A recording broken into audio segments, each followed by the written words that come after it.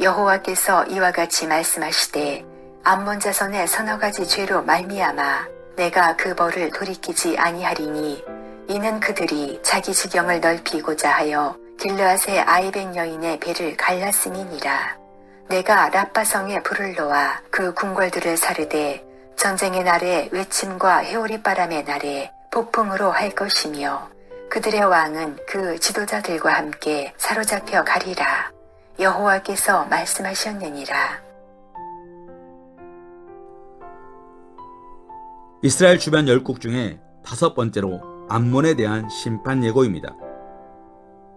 13절 말씀에 보면 하나님은 암몬에 대하여 심판을 선언하시는 이유를 이는 그들이 자기 지경을 넓히고자 하여 길르앗의 아이벤 여인의 배를 갈랐음이니라 라고 말씀하고 있습니다.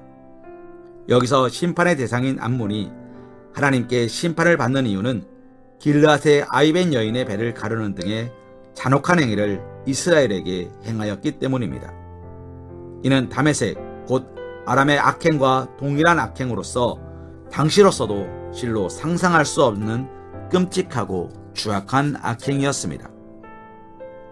그런데 암몬 사람들이 이렇게 극악무도한 악행을 저지른 이유가 무엇이었습니까? 바로 자기 지경을 넓히고자 하였기 때문입니다.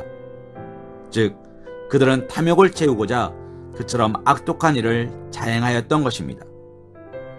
길르앗은 본래 하나님께서 약속하신 가나안 땅의 경계 안에는 포함되지 않았지만 하나님께서 묵시적으로 이스라엘 족속에게 허용하신 이스라엘의 땅이었습니다. 또 그 땅은 이스라엘 자손이 아모리 왕 시온과 바산 왕 옥으로부터 취한 땅이었습니다. 즉, 암몬 자손에게는 길르앗에 대한 권리가 없었던 것입니다. 그러나 그들은 오로지 자기들의 지경을 넓히고자 하는 탐욕으로 길르앗을 침공하였고 그곳에 거주하는 이스라엘 자손들의 씨를 말리고 이후에라도 대항하지 못하도록 임산부의 배를 가르는 등의 잔인한 방법으로 살생을 저지른 것입니다. 그런데 그들이 그처럼 탐욕을 위해 온갖 만행을 저지른 결과가 무엇이었습니까? 그 땅을 차지하고 보다 넓은 국토로 보다 큰 부귀영화를 누리는 것이었습니까? 본문을 보면 하나님께서 그들의 죄를 적시하신 이후 그들에 대해 파멸의 심판을 내리실 것임을 선언하셨습니다. 즉, 그 성과 궁궐들을 불사르고 전쟁과 온갖 환난을 내리시며 결국 암몬을 파멸시키실 것임을 선언하신 것입니다.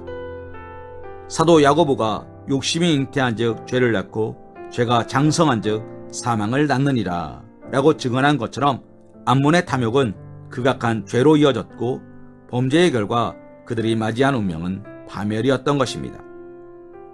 사랑하는 성도님, 오늘날에도 암몬과 같이 탐욕에 사로잡혀 극악한 죄를 서슴지 않고 행하는 이들이 많습니다.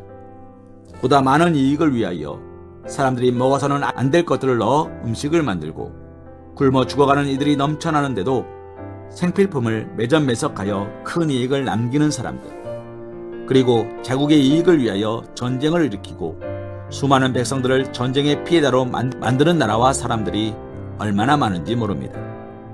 이러한 비극의 가장 중심에는 바로 탐욕이 있습니다. 그리고 이러한 탐욕의 노예가 되면 자신도 모르는 사이에 죽음과 파멸을 향해 나아가게 되는 것입니다. 이런 의미에서 모든 죄가 탐욕에서 비롯된다고 해도 틀린 말은 아니며 결국 사람들은 탐욕으로 인하여 멸망한다고 할 수 있습니다. 고라일 땅이 멸망한 것도, 아간이 온 가문과 함께 멸망한 것도, 가룟 유다가 만세대 성도들의 저주의 대상이 된 것도 다 탐욕 때문이었습니다. 때문에 성경은 탐욕을 일만하게 뿌리로 규정하기도 합니다.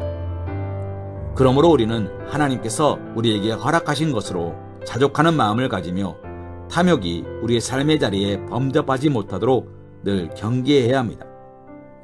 동서워금을 막론하고 탐욕에 사로잡혀 자기 지경을 넓히기 위하여 다른 사람을 해하고 무자비한 짓을 일삼는 자들이 얼마나 많은지 모릅니다. 이와 같이 탐욕에 사로잡힌 자들은 그로 인해 다른 사람을 해할 뿐만 아니라 그 자신도 파멸에 이르게 됩니다.